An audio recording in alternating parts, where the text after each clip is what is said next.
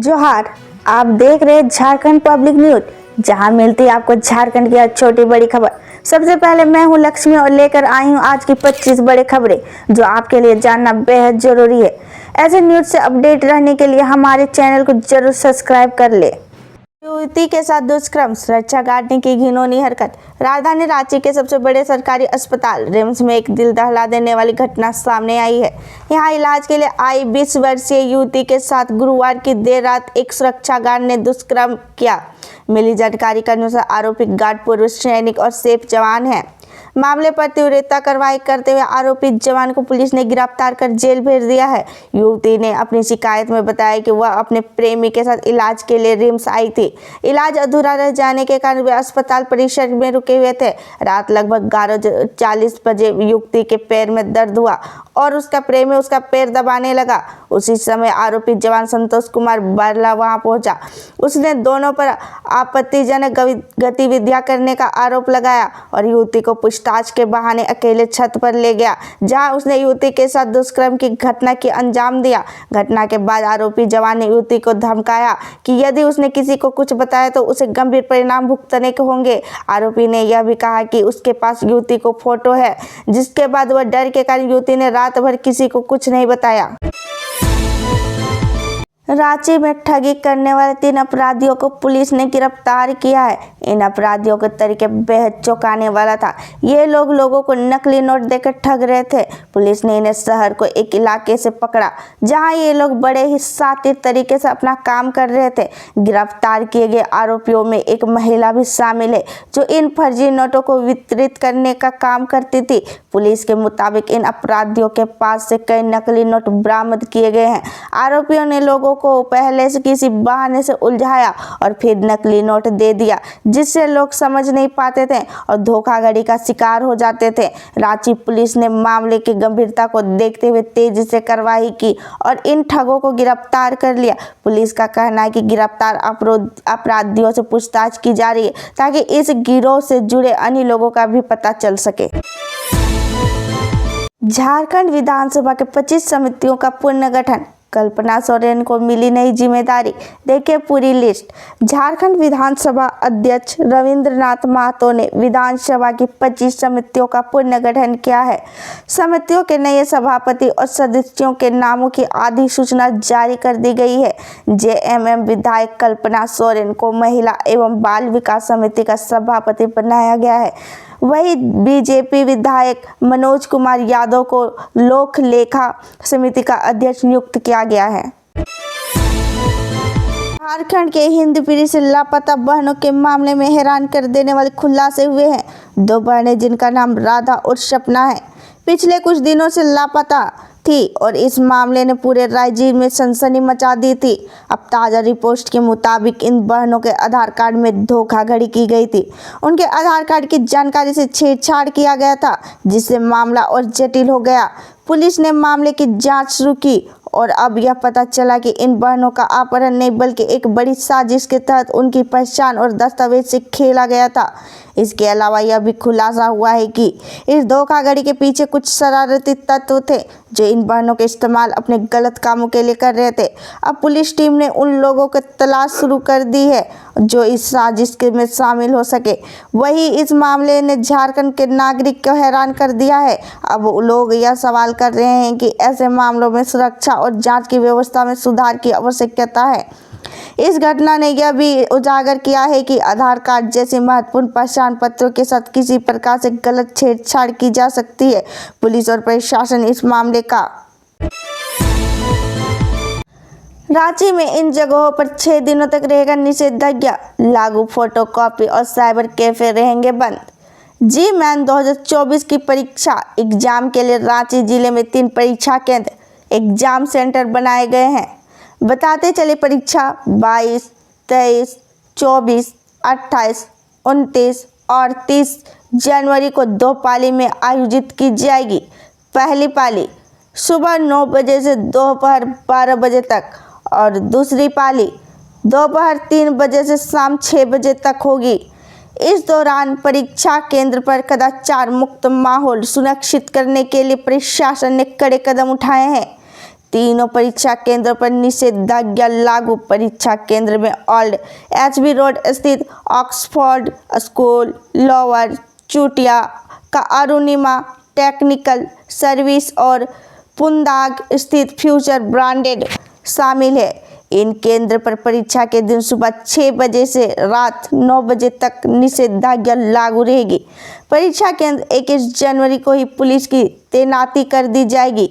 परीक्षा के दौरान दंडाधिकारी केंद्रों की निगरानी करेंगे। केंद्र की जांच एनआईसी की टीम द्वारा की जाएगी और फिर इन्हें सील कर दिया जाएगा। फोटोकॉपी और साइबर कैफे रहेंगे बंद। प्रशासन ने निर्देश दिया है कि परीक्षा केंद्र के दौरान तीनों केंद्रों में 300 मीटर के दायरे में कोई भी साइबर कैफे, फोटोकॉपी या प्रिंटिंग की दुकानें नहीं खुलेगी। उपयुक्त ने सदर एसडीओ के बीएनएस की धारा 163 के तहत इस आदेश को सख्ती से लागू करने का निर्देश दिया है। परीक्षार्थियों ड्रेस कोड का करें पालन। परीक्षार्थियों के एडमिट कार्ड और आईडी कार्ड को OR कोड स्कैन किया जाएगा।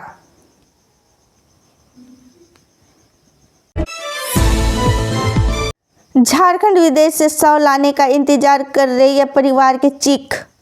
झारखंड के एक छोटे से गांव में एक दिल दहला देने वाली घटना सामने आई है।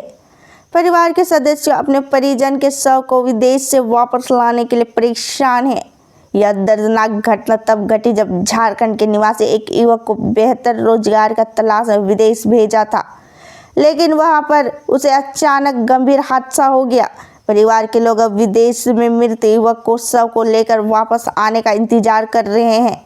वे कड़ी मकसद और सरकारी मदद के लिए अधिकारी से लगातार संपर्क कर रहे हैं, लेकिन अब तक कोई ठोस मदद नहीं मिल पाई है।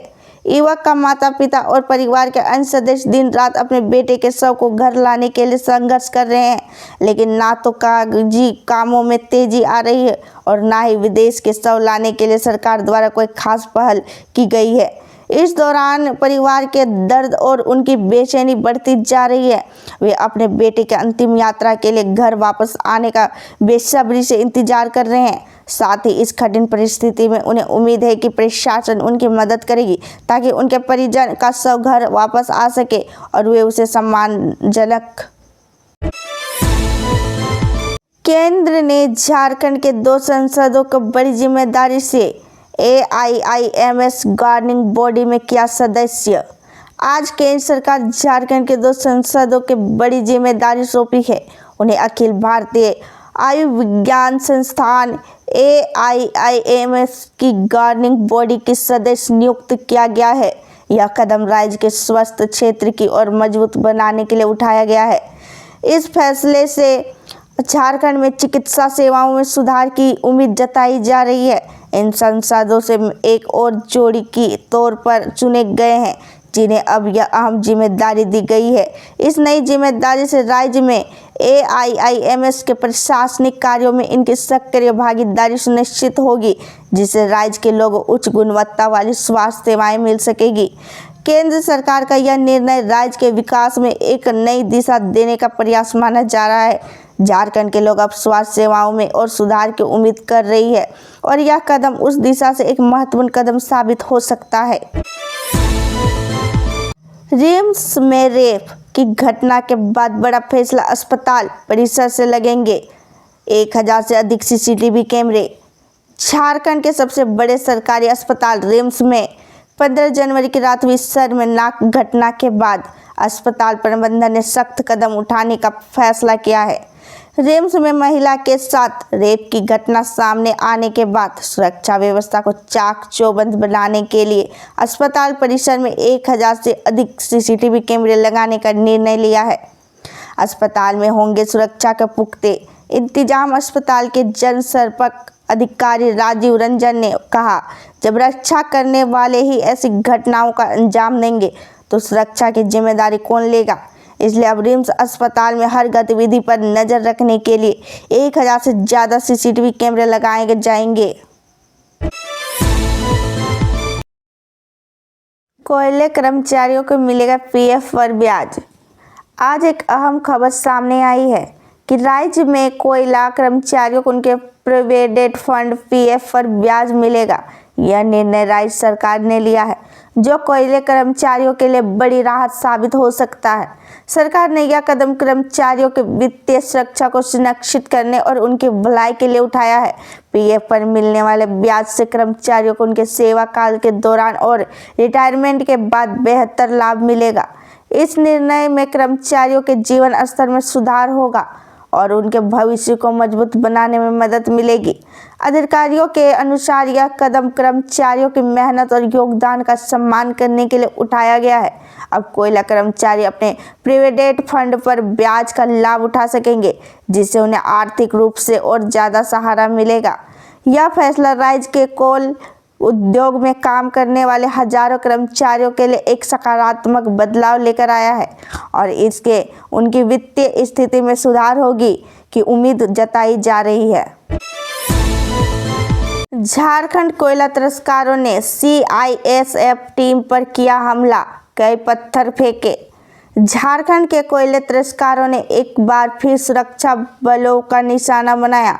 हाल ही में कोयले तस्करी को बढ़ती घटनाओं के खिलाफ छापेमारी करने के लिए गई केंद्रीय उद्योग सुरक्षा बल सीआईएसएफ की टीम पर तस्करों ने हमला कर दिया।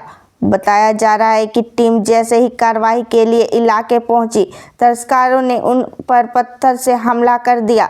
इस हमले में कई सीआईएसएफ कर्मी घायल हो गए हैं, जिनका इलाज स्थानीय अस्पताल में चल रहा है। सूत्रों के अनुसार यह घटना उस समय हुई जब सीआईएसएफ की टीम कोयले तस्करों की आरोप में एक बड़े ऑपरेशन के तहत कार्रवाई करने गई थी। हमले में तस्करों ने उन्हें न केवल सुरक्षा बलों पर पत्थर फेंके, बल्कि उन पर अन्य वस्तुओं से भी हमला किया।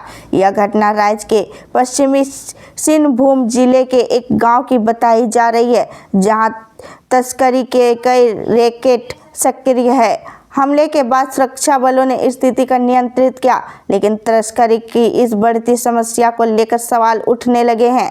अधिकारियों का कहना है कि तस्करी के खिलाफ इस तरह से के हमले राज्य की सुरक्षा के लिए एक गंभीर चुनौती बनते जा रहे हैं। अब तक झारखंड के जमशेदपुर में अतिक्रमण हटाने गई टीम पर पथराव, 2 से 3 कुत्ते भी छोड़े गए। आज जमशेदपुर में अतिक्रमण हटाने गई प्रशासनिक टीम पर कुछ असामाजिक तत्वों ने पथराव किया।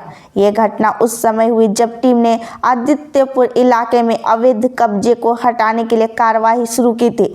अचानक कुछ लोगों ने गुस्से में आकर टीम पर पत्थर फेंके। इस हमले में किसी के घायल होने की खबर तो नहीं है, लेकिन इस घटना में वहां के लोगों के बीच तनाव का कारण बन गई है। सूत्रों के मुताबिक हमलावरों ने केवल पथराव ही नहीं बल्कि टीम के पास गए 2-3 कुत्ते को भी छोड़ दिया, जिससे और भी अफरा-तफरी मच गई। पुलिस मौके पर पहुंची और स्थिति को काबू में किया, लेकिन यह घटना इस बात का संकेत है कि अतिक्रमण हटाने के अभियान के दौरान लोगों का विरोध बढ़ सकता है। इस घटना के बाद प्रशासन ने इस तरह की घटनाओं से निपटने के लिए सुरक्षा व्यवस्था मजबूत करने की बात कही है। साथ ही स्थानीय लोगों का अपील की है कि वे इस तरह की हिंसा से बचे और अतिक्रमण हटाने के कार्य में प्रशासन का सहयोग करें। 6 दिन बाद एनडीआरएफ ने खमरा डैम में डूबे व्यक्ति का शव निकाला। गिरिडीह झारखंड 6 दिन पहले खमरा डैम में डूबे एक व्यक्ति का शव अतंत एनडीआरएफ की टीम ने आज निकाला। घटना के बाद से पुलिस और स्थानीय लोग लगातार उसे ढूंढने में जुटे थे, लेकिन सफलता नहीं मिल रही थी। जानकारी के अनुसार 12 जनवरी को खमरा डैम में एक व्यक्ति डूब गया था, जो अचानक पानी में गिरने के बाद लापता हो गया था।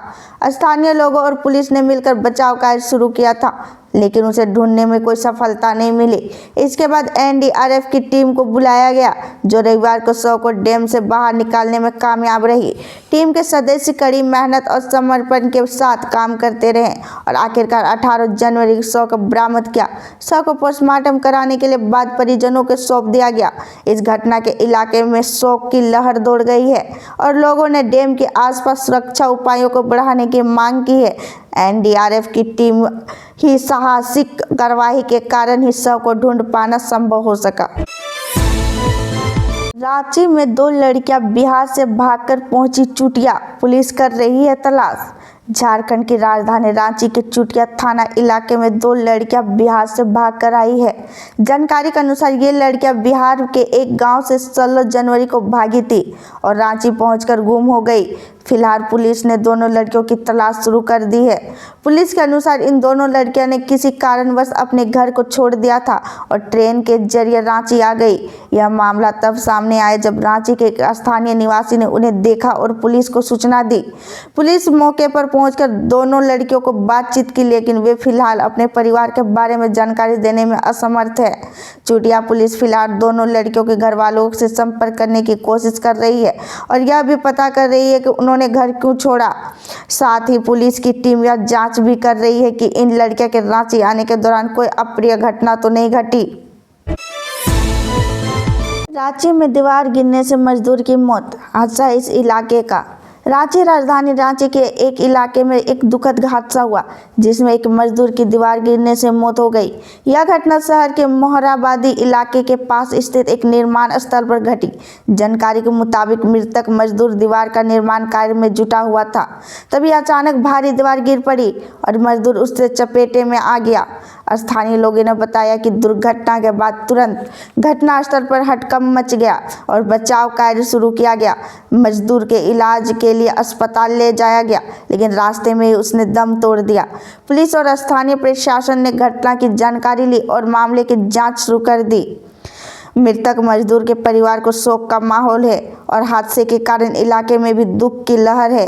इस हादसे के बाद प्रशासन ने सुरक्षा उपायों की समीक्षा करने की बात की है ताकि भविष्य में ऐसी घटनाओं से बचा जा सके। धन्यवाद। फिर कल मिलते हैं नई खबर के साथ। तब तक आप अपना ख्याल रखें।